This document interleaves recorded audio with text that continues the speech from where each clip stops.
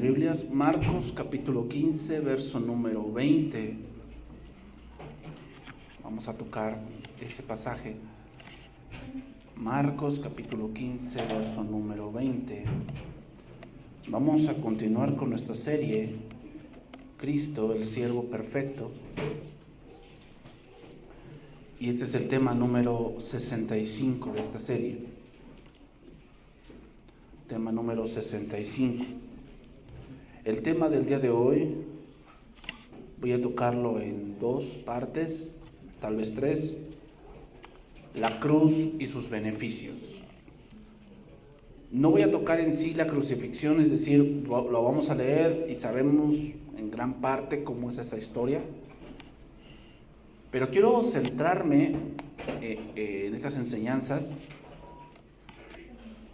lo que la cruz trajo a nosotros. Yo voy a dar esa introducción porque es importante puntualizar algunas cosas. Dice ahí Marcos 15:20. Después de haberle escarnecido, le desnudaron la púrpura y le pusieron sus propios vestidos y le sacaron para crucificarle. Y obligaron a uno que pasaba, Simón de Cirene, padre de Alejandro y de Rufo, que venía del campo, a que le llevase la cruz. Y le llevaron a un lugar llamado Gólgota, que traducido es lugar de la calavera. Y le dieron a beber vino mezclado con mirra, mas él no lo tomó. Cuando lo vieron crucificado, repartieron entre sí sus vestidos, echando suertes sobre ellos, para ver qué se llevaría cada uno. Era la hora tercera cuando le crucificaron. Y el título escrito de su causa era El Rey de los Judíos. Ahí el título significa su delito. ¿Cuál era su delito? Según ellos, haberse hecho llamar el Rey de los Judíos. Ok. Hemos leído muchas veces esta historia sobre la crucifixión, sin embargo muchos la han utilizado como amuleto. La han utilizado para hacer referencia a un sufrimiento que tal vez tienes en tu casa, diciéndote que esa es tu cruz, ¿verdad? Estoy hablando de la cruz. Cuando nos ponemos a pensar en la cruz de Cristo, la crucifixión, pues muchos dicen, muchos traen aquí una cruz colgando, ¿verdad? Y dicen, es que aquí está Dios protegiéndome. Y eso, fíjate bien con lo que voy a decir. Fíjate. El hecho de que tú tengas una cruz así no es pecado. Muchos dicen, es un ídolo. No, porque pues entonces sería que si tú traes un collar con un diamante aquí que te regaló tu esposo por tu aniversario número 100, no, o sea, alguna cadena así pues es lo mismo. Pero el pensar que por eso ya ningún demonio te toca o eso, pues yo no lo veo eso en la Biblia. Yo lo veo eso que es agorería. Eso es adivinación. La Biblia sí dice que el que habita al abrigo del Altísimo morará bajo la sombra del Altísimo. Eso sí es protección. Entonces lo que necesitamos no es un amuleto, necesitamos estar bajo la divina providencia de Dios. Otra cosa que muchos asemejan con la cruz es que, imaginémonos que es una damita que tiene un esposo que le pega y le dice a su suegra, ay hija, es que es tu cruz. No, es que ya me di cuenta que mi hijo es mi cruz porque pues no me obedece. Es mi cruz. ¿Será? No, hay que analizar bien muchas cosas. Ay, es que, porque si yo sabía que con este hombre me iba a ir mal, ¿por qué no me estorbó? Pues si te dijo tu mamá que con ese no, pero tú aferrada que no, que tú lo ibas a cambiar no sé en qué. Bueno, tú lo elegiste. Entonces, ciertamente la cruz nos habla de sufrimiento, como lo dice este pasaje, Lucas 9:23. Estoy dando una introducción de lo que la cruz significa. La cruz es algo que se menciona mucho en el Evangelio. Entonces, estoy puntualizando esto para después llegar a otro punto. Entonces, la cruz en el Evangelio, en la Biblia, habla de sufrimiento.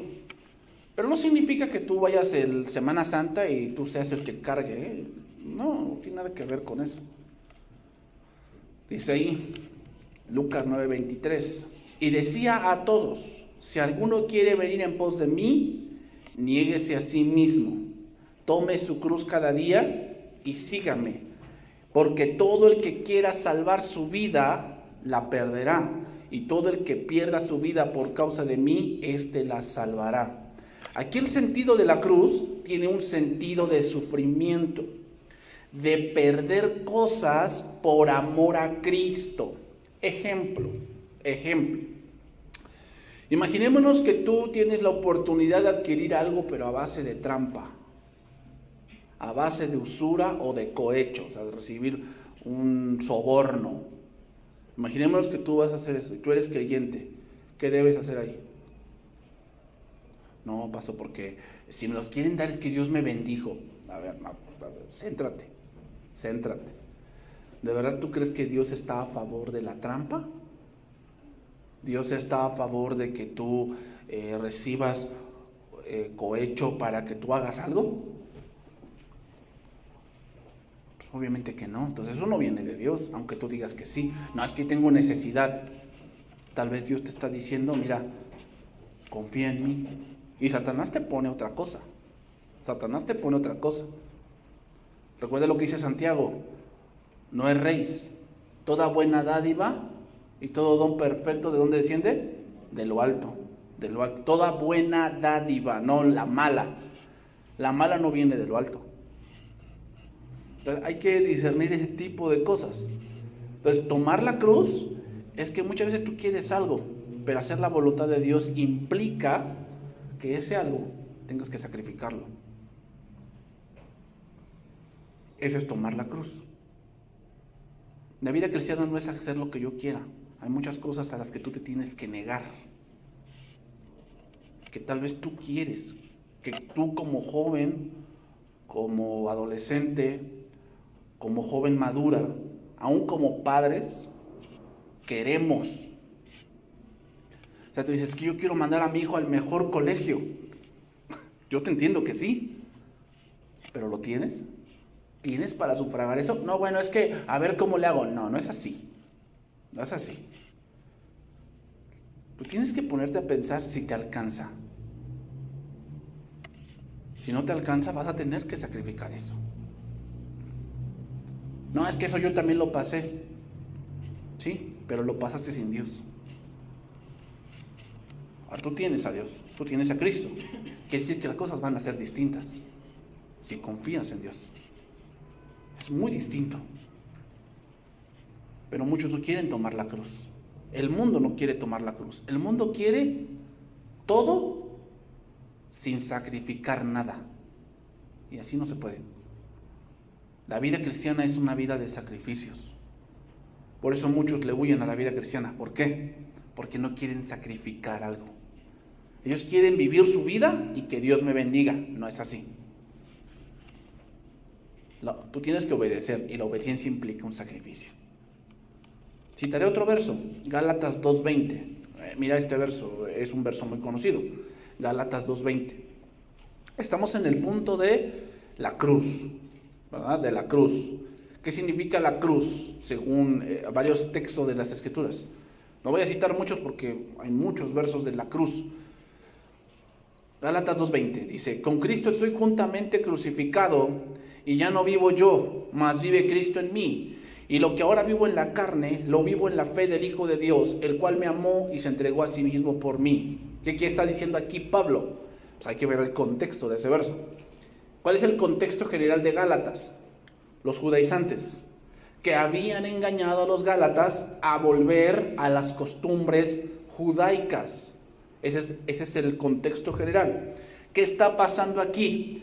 Que Pedro estaba siendo hipócrita, porque mientras los judíos no estaban presentes, él comía con los gentiles. Y jajaja y jijiji, cuando llegaban los judíos, él se apartaba y se iba con los judíos y decía que no, que sí había que hacer ciertas cosas de la ley. Entonces Pablo lo vio y lo confrontó y le dijo que como él, predicando que la salvación no es por obras, después va con ellos y dice que sí. Eso es hipocresía. ¿Cómo es que estás hablando de una cosa y haces otra? Y lo que está pasando contigo es que como tú eres un líder, lo que va a pasar es que esa hipocresía va a arrastrar a otros, que ya había arrastrado a uno llamado Bernabé. Entonces por eso le dice esto: con Cristo estoy juntamente crucificado. ¿Qué quiere decir aquí? Morir a mí mismo para buscar la justificación por medio de las obras. Entonces la cruz tiene un significado de que la salvación no depende de ti. La salvación nunca ha dependido de nosotros, de porque te portes bien. La cruz o crucificado aquí tiene ese punto de renuncia a la justicia propia y a las obras hechas por buscar el cielo. Nadie se puede ganar el cielo, nadie. Es ilógico. ¿Cómo te vas a ganar el cielo con obras terrenales y te vas a ganar algo eterno? Es ilógico. Lo eterno requeriría algo eterno, algo que perdure, algo que cuando tú estés en el cielo digas, no, este cuate se salvó por esto que hizo y está presente en el cielo. ¿Qué obra podría estar presente en el cielo que pudiésemos hacer? ¿Una casa? Se derriba. ¿Que doné un terreno? Eso se va a quedar aquí, porque va a venir cielo nuevo. Entonces quiere decir que ya tu terrenito que donaste, pues ya. ¿Qué podríamos hacer para ganar el cielo? Nada. Eso es, con Cristo soy juntamente crucificado y ya no vivo yo. O sea, mi salvación depende enteramente de Cristo. Y lo que ahora hago no es para ganarme el cielo, sino para agradar a Cristo. Eso significa ese verso. Pero ahora esta mañana, hermanos, quiero abordar la cruz en otros puntos más teológico. Vamos a un poquito meternos más en teología. Y esas doctrinas que tienen que ver con la cruz. Doctrinas que se fundamentan en la cruz. Nombraré algunas doctrinas que son de gran importancia y tienen más fuerza cuando la cruz está presente, que debemos entender. Estas doctrinas, hermanos, tenemos que tenerlas sí o sí presentes y sí o sí bien aprendidas. ¿Ok? Entonces, empezaré con la primera. La doctrina de la redención. La doctrina de la redención no tiene sentido sin la cruz. ¿Qué cosa es redención? Vamos a empezar por ahí. ¿Qué cosa es redención? Bueno, hace referencia a un pago, a una deuda que se ha contraído y que ha sido pagada. Eso es redención. Por eso el pensar que por las obras alguien puede purgar un pecado es algo que no es equitativo. Porque ¿cómo restituyes una muerte? ¿Cómo restituyes eso? ¿Cómo restituyes un matrimonio? ¿Qué obra podrías hacer para restituir un matrimonio? Porque pues, es que le paso manutención. Pues eso, casado o no casado, debiste haberlo hecho, ¿no? ¿Qué de extraordinario estás haciendo? ¿Qué obra podríamos hacer para remendar, que viene, remendar un error? Creo que está difícil. Eso es redención. Entonces, lo que también debemos entender que es la cruz, es que es un hecho con repercusiones eternas. Eso es importante. Es un hecho con repercusiones eternas. Es un acontecimiento sin paralelo. Entonces, la redención tiene por objeto a un esclavo y su propósito es liberarlo. Esa es redención. Pero hay varios puntos que deben cumplirse en la redención. Efesios capítulo 1, verso 1. Vamos a tomar base en ese pasaje para explicar la redención. ¿Ok? Efesios 1, versículo 1. Entonces estamos en el punto de la redención. La redención tiene como objeto un esclavo. ¿Y cuál es el objetivo? Liberarlo.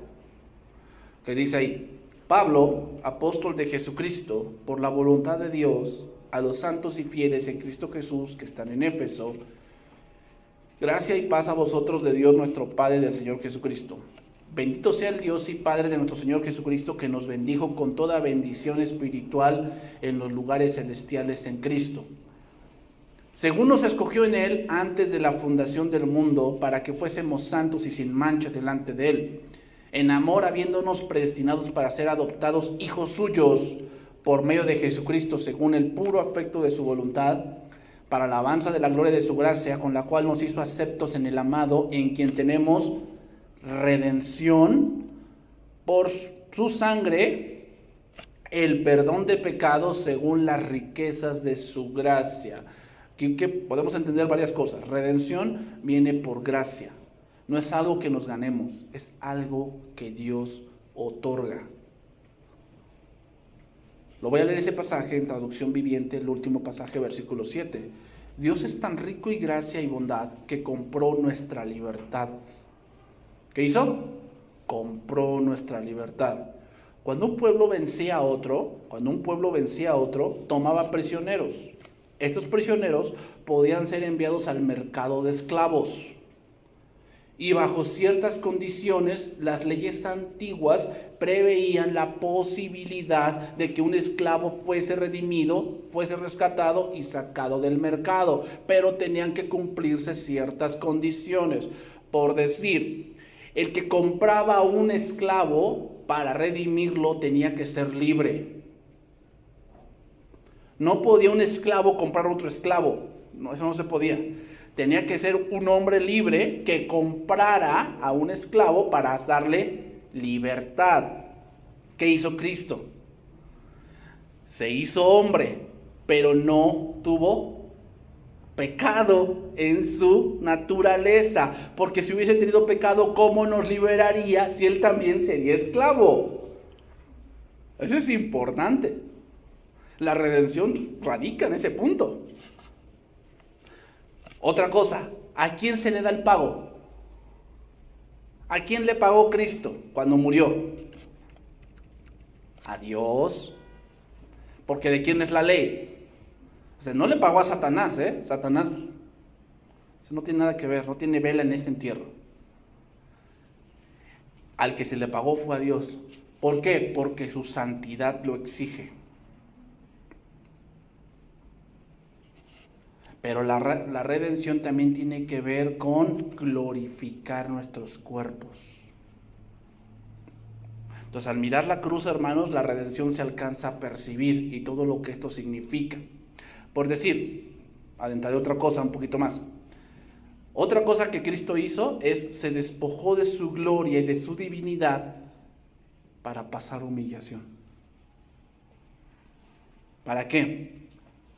Para ponerse a nuestro nivel y poder comprarnos.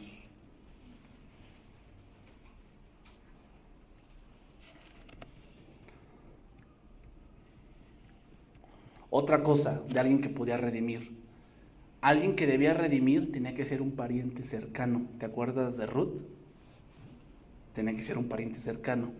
Por eso se encarnó Cristo. ¿Para qué? Para ser nuestro pariente cercano, un humano.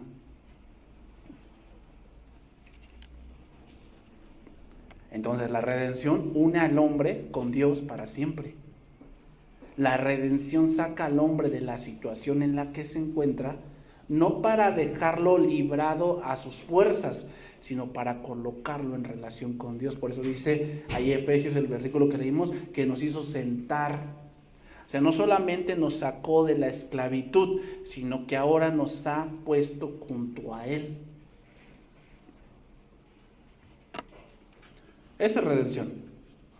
No lo voy a tocar más a profundidad porque eso me llevaría más tiempo. Solamente voy a tocarlos y darles una explicación de qué es eso. Segundo, otra doctrina que sale de la cruz, la expiación. La expiación. ¿Qué cosa es la expiación? Bueno, vamos a ver dos versos para esto. Ahí estamos mismo, Efesios capítulo 2, verso 13.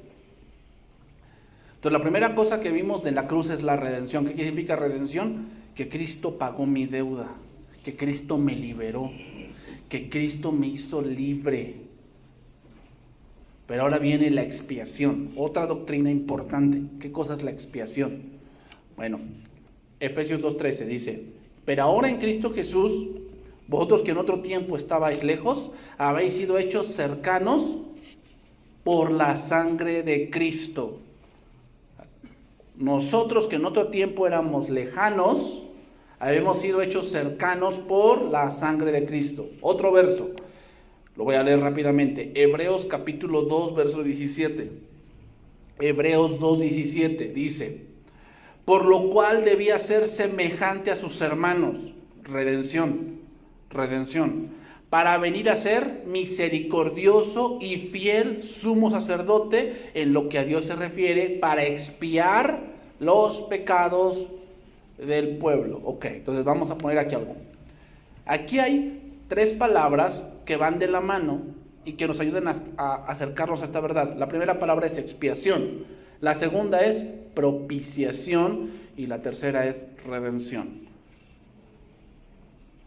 Estas son doctrinas fundamentales, hermanos. Tienes que sabértelas sí o sí. Entonces, la primera es expiación, la segunda es propiciación y la tercera es redención. Ahora, debemos decir, expiación tiene que ver con un elemento importante, sangre. Por eso hacemos mucho énfasis en la sangre de Cristo.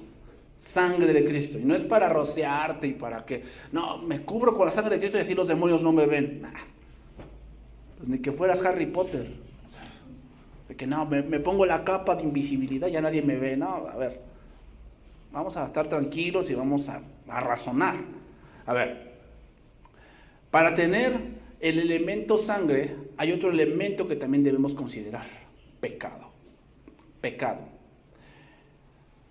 Entonces, expiación es la obra por la cual el pecado es borrado. Esa es expiación. La palabra expiación viene de la palabra hebrea kapar, que significa llevarse el pecado.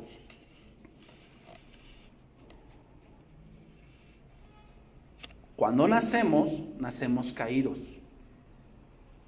¿Cómo podemos comprobar eso? Porque tu hijo va creciendo y empieza a sacar cosas que tú no le enseñas. Yo no veo ningún padre que diga, ay, a ver, manotéame la cara, ¿no? Eso lo trae por naturaleza. O sea, por naturaleza los hombres somos peleoneros, por naturaleza somos mentirosos, por naturaleza somos iracundos, por naturaleza somos pecadores. Nacemos con eso.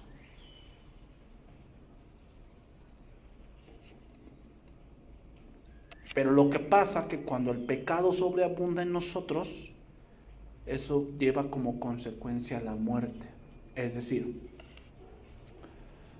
conforme vamos creciendo y vamos llegando a la madurez, vamos cometiendo cierto tipo de pecados. Pero hay pecados que sin duda traen mayores consecuencias. Y muchos de ellos hacen que tu vida sea pesada, o que tu vida cambie, o que tu vida termine. Una de las cosas que también trae el pecado que no es expiado es cargos de conciencia. Cargos de conciencia. Es aquella persona que no puede dormir porque le da vueltas y vueltas a un asunto que él hizo y que no se lo perdona.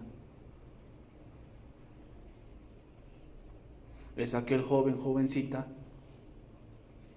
que ya le dijo el novio o la novia que está esperando, y entonces él no puede dormir. Y no tanto porque no sabe qué hacer con un ser humano, sino porque sabe las consecuencias que van a venir con ese pecado. Y no puede dormir porque su conciencia le acusa. Es como aquel hombre o mujer que está engañando a su pareja, que está en adulterio. Y trata de calmarse, trata de actuar normal, pero hay una voz dentro de él que lo acusa, que le dice que él es la peor persona del mundo. Y aún después que deja eso, se sigue condenando. ¿Por qué? Porque ese pecado no lo ha expiado. Necesita quitarlo, pero no lo va a quitar él. No lo vas a quitar con un psicólogo. El único que te va a decir es que tú no tienes la culpa. Que hubo muchas circunstancias que te obligaron, ¿no? Es que ella no me atiende. Y pues yo necesito atención. Y es que él no me ve. Siempre se la pasa trabajando. Siempre se la pasa allá afuera. Y pues yo necesito a alguien que me vea, que me mime. Y el psicólogo te va a decir, sí, no, sí tienes razón, es que él te descuidó. Él te descuidó. Y él no supo lo que tenía. Ya sabes lo que dice el dicho, nadie ve lo que tiene hasta que lo ve perdido, ¿va? No, lo que pasa es que el pecado te engaña. Y te hace pensar que no tienes eso que te va a hacer feliz. Pero cuando supuestamente lo tienes, te das cuenta que era una vil mentira. Entonces, ¿qué pasa? La gente empieza a tener ese cargo de conciencia y entonces llegan otras consecuencias. Depresión. Tratan de escudar esa parte con rebeldía también. O sea, también por eso a veces los jóvenes se rebelan. Y no tanto porque ese sea su carácter, sino porque tratan de esconder algo que les está pesando, pero no quieren que se den cuenta. Y la manera de ocultarlo es rebelándose. Porque saben dentro de ellos que están mal. Pero es que si yo reconozco que estoy mal, entonces, pues ¿cómo me voy a ver? No. Entonces como que trato de verme fuerte. Y la forma de que yo pienso que me veo fuerte es rebelándome, haciendo de mi vida lo que yo quiera.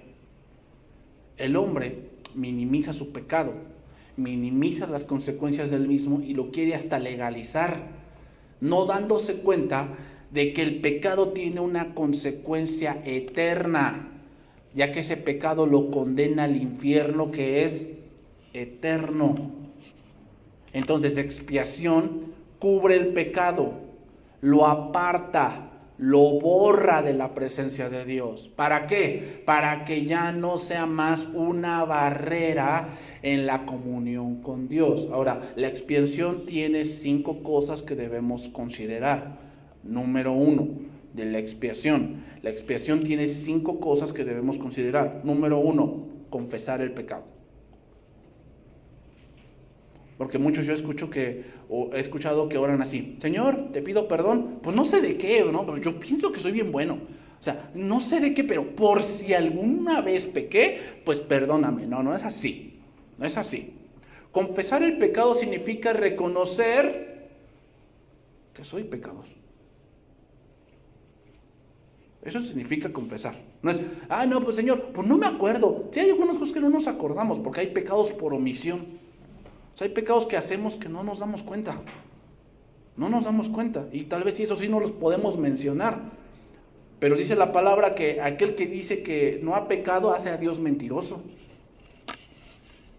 Entonces no podemos llegar delante de Dios y, Señor, pues no sé en qué te fallé, porque la verdad, o sea, yo pienso que estaba yo en mi derecho. O sea, a ver. O sea, y fíjate, o sea, los hombres tratan de justificar lo que hacen.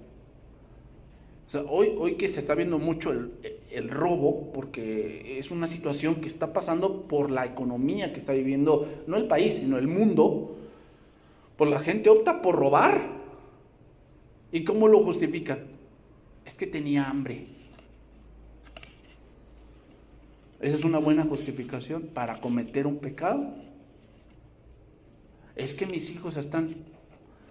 entonces... prefieres robar a pasar la humillación de decir, oiga, ayúdenme.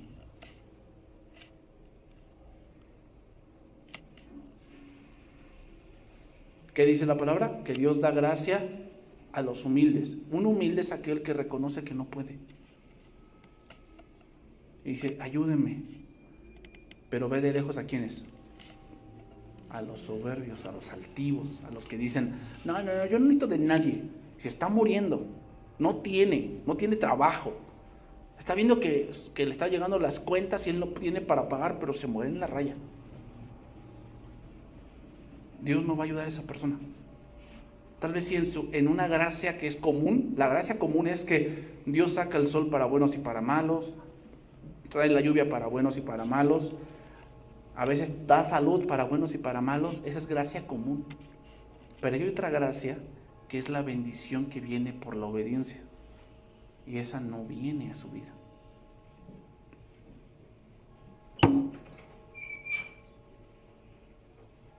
Entonces la primera cosa de la expiación es confesar el pecado. Número 2 de la expiación, cumplir la ley de Dios. Es decir, Dios no va a decir así, ay, pobrecito, ay, ¿ya viste, Gabriel? Tiene las rodillas bien peladas. No, pues ya hay que perdonarlo para que, ay, pobrecito, no, o sea, ay, qué malo soy. No, Dios no es así. Dios va a perdonar a base de su ley, porque eso no sería justo. O sea, ¿queremos un Dios justo? Lo justo es que Él perdone a quien hace las cosas y que condene a quien las rompe. Ese es lo justo. Bueno, a ver, entonces, ¿cómo Dios va a hacer que alguien sea perdonado? Tiene que haber alguien que pague lo que esa persona ha hecho, para que sea satisfecha la justicia y la santidad de Dios. Número 3, requiere un sacrificio, es decir, un pago. Y ese pago no puede ser algo manchado, no puede ser algo enfermo o sucio. Entonces, esas ofrendas que muchos hacen, por decir, los que son narcos y van con el padrecito y le llevan su portafolio lleno de euros. Padrecito, vengo a confesarme. Y ya no, están ahí en el confesionario y por abajo le pasan él. Entonces le hace así, ¿no? El padre lo hace. Entonces le dice, sí, hijo, te absuelvo. ¿Tú piensas que así funciona? No. Para empezar, ese dinero es manchado.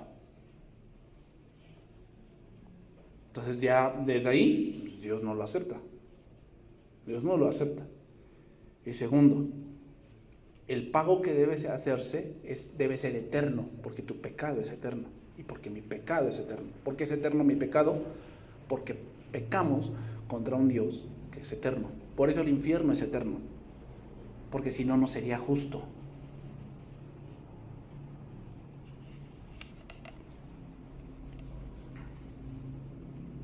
Por eso, al decir que Cristo no es Dios, están diciendo que esa expiación no funciona.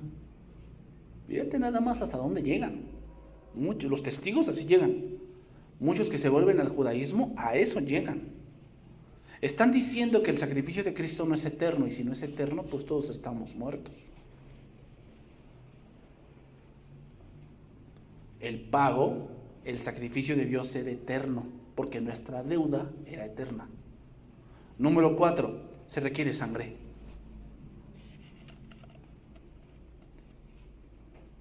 Pero una sangre sin culpa, para borrar la culpa. Aquí sangre nos referimos a una vida sin mancha, una vida sin equivocaciones, una vida sin errores. O sea que a lo mejor tú como padre puedes dar la vida por tu hijo y no funciona. Porque tal vez pagarías tú, pero por tus errores. Te requería una vida sin mancha y sin contaminación. es el único, es Cristo, es el único. Y número 5, una culpa transferida, es decir, esa víctima toma el lugar del castigado o del que va a ser castigado. Toma su lugar y recibe su castigo. Entonces ahí sí Dios ya nos perdona. ¿Por qué? A ver, te voy a perdonar a ti. Entonces cuando tú crees en Cristo, pones tu fe en el sacrificio de Cristo, que es la cruz, entonces lo que está pasando allí es que Cristo se pone en tu lugar y Dios te perdona. ¿Pero por qué te perdona? No porque, ay no, pues sí, este cuate me cae muy bien, es a todo dar. No, sino porque Cristo se pone en tu lugar, recibe tu castigo y dice Dios, lo perdono porque mi justicia y mi santidad han sido satisfechas. ¿En quién? En Cristo. Pero ¿qué pasa con aquel que no cree en Cristo y se muere sin Cristo? ¿Qué pasa con él? Pues va a tener que pagar esa deuda, tiene que pagarla. ¿Cómo la va a pagar? Una eternidad en el lago de fuego.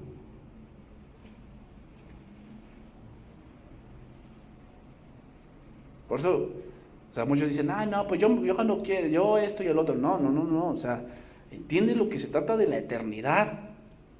Que si tú no crees en Cristo y si no has creído en Cristo, tú tienes una deuda. Una deuda que tarde o temprano vas a tener que pagar. ¿Cómo la quieres pagar? ¿Que Cristo la pague por ti? ¿O tú la quieres pagar por ti mismo? Muchos la quieren pagar ellos mismos. Adelante. Eternamente en un lugar de sufrimiento, de oscuridad, donde la llama no se apaga y el gusano no se cae. Y dice la palabra, y el humo de su tormento sube por los siglos de los siglos. Bueno, paso a otra doctrina más. La propiciación. Eso es otra doctrina que se basa en la cruz. Sin la cruz no hay propiciación. Ahora, propiciación y expiación parecen lo mismo, pero ahora te voy a explicar la diferencia. Primera de Juan 2:1.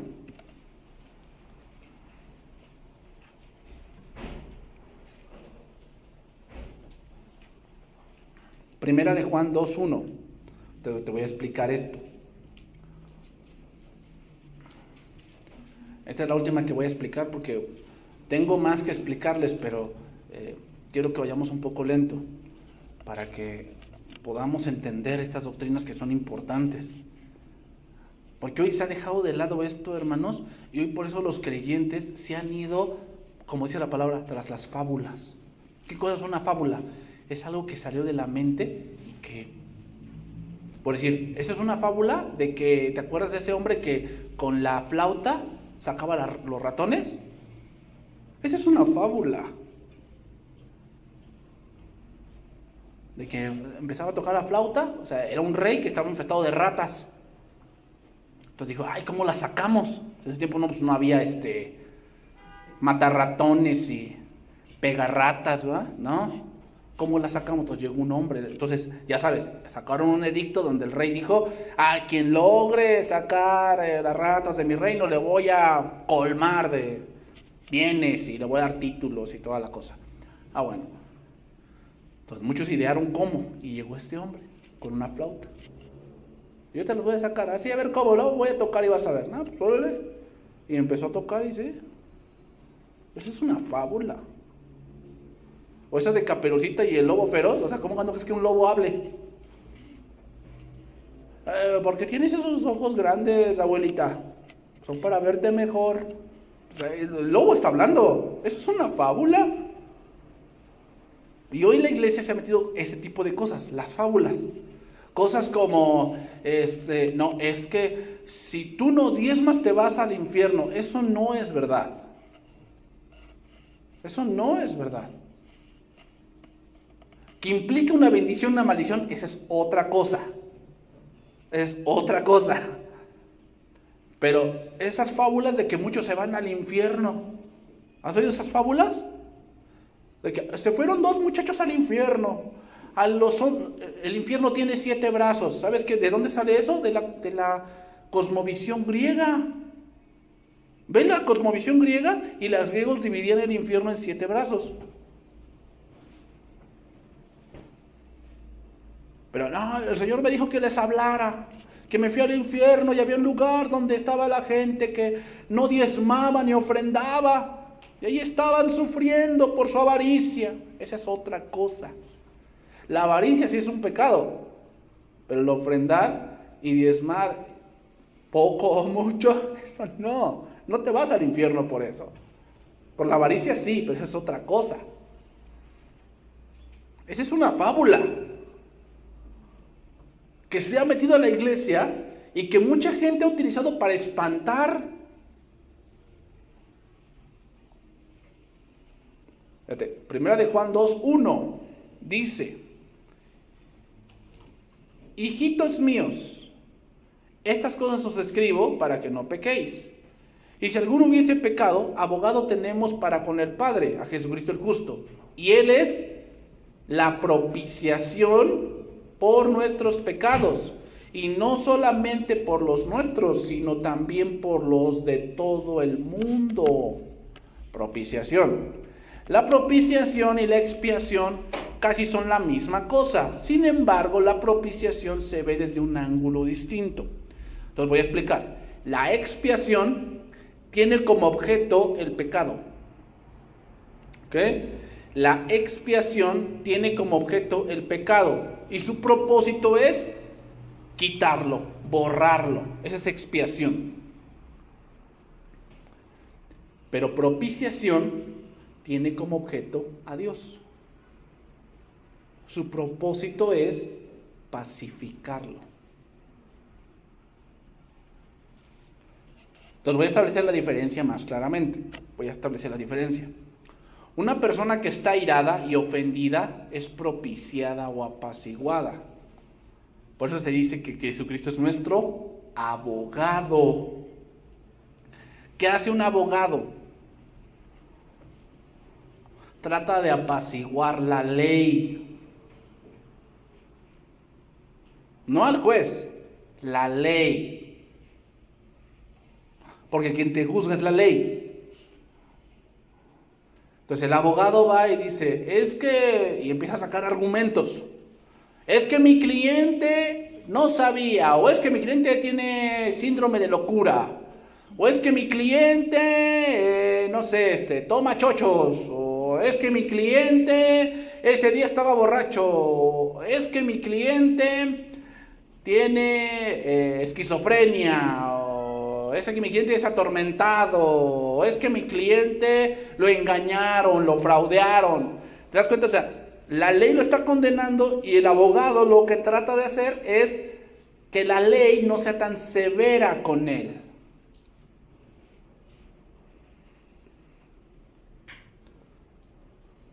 Entonces, propiciación es que Dios está airado con todo aquel que peca. Dice la palabra de Dios en los Salmos que Dios está airado con el pecador todo el tiempo.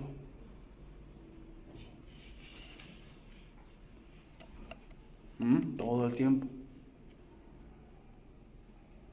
En cambio, el pecado que pesa sobre la conciencia del ofensor es expiado. Significa es quitado, borrado, extinguido. Entonces, ¿qué es propiciación? Para irnos por la parte final. ¿Qué es propiciación? Para ir terminando. Significa agotar, extinguir la ira. Pero fíjate, se extingue la ira atendiendo a las demandas del que está ofendido. Es decir, Cristo lo que hace es, ya pagué tu culpa, sí, pero el Señor está enojado contigo. Yo voy a mediar por ti, ¿ok? Pues llega con el Padre y le dice, ¿qué pasa con fulanito? No, es que Él es un ofensor de mi ley y Él agrede mi santidad y estoy enojado con Él. Bueno, ¿qué puedo hacer para apaciguar esa ira? Entonces el padre le dice, hay un precio que pagar. ¿Cuál es el precio? Tu vida. Ok. ¿Dónde dio su vida Cristo? La cruz. ¿Te das cuenta? La cruz es el pie de esto que estamos viendo. Propiciación significa quitar la ira de Dios mediante una ofrenda. Esto es importante, porque se pone en énfasis que Dios, como gobernador moral del mundo, antes de que pueda extender su misericordia, debe de haber satisfecho sus demandas. Sus demandas. Entonces, para ir terminando, la propiciación tiene cuatro elementos que debemos considerar. Número 1, hay una ofensa que tiene que ser quitada. Hay una ofensa que tiene que ser quitada, que tiene que ser reparada.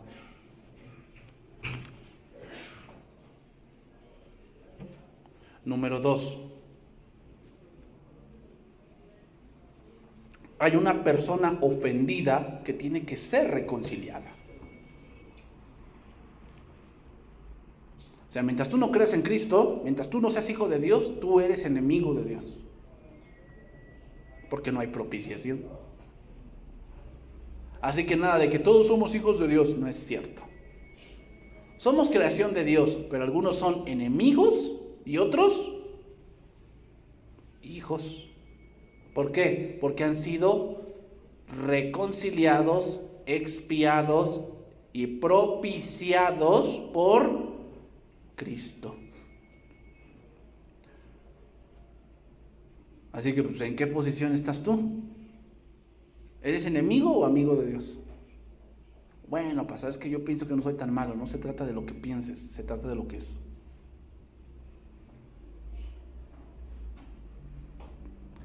Número 3, hay una persona ofensora que es culpable.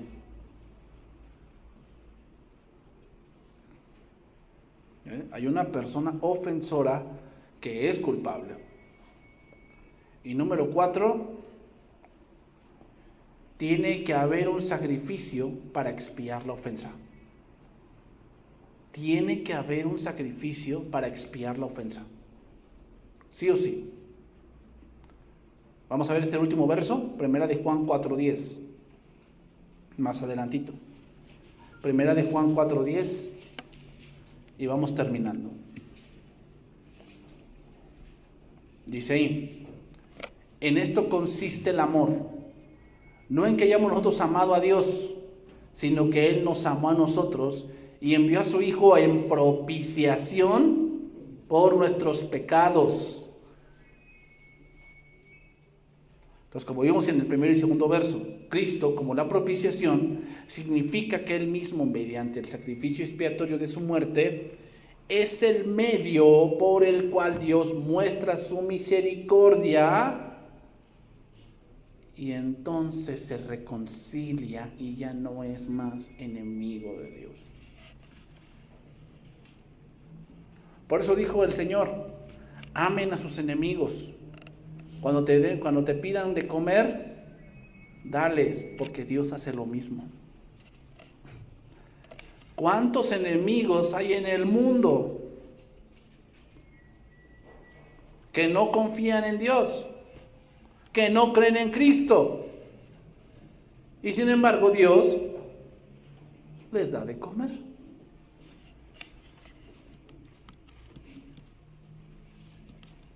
Por eso Dios nos dice que hagamos eso. Que cuando tu enemigo tiene hambre, dale, porque Dios hace lo mismo. Si tu enemigo tuviese sed, ¿qué? ¿Cuántos enemigos de Dios hay allá afuera que no creen en Cristo, que tienen una culpa, que son enemigos y que van derecho al infierno? Y aún así Dios les da de beber.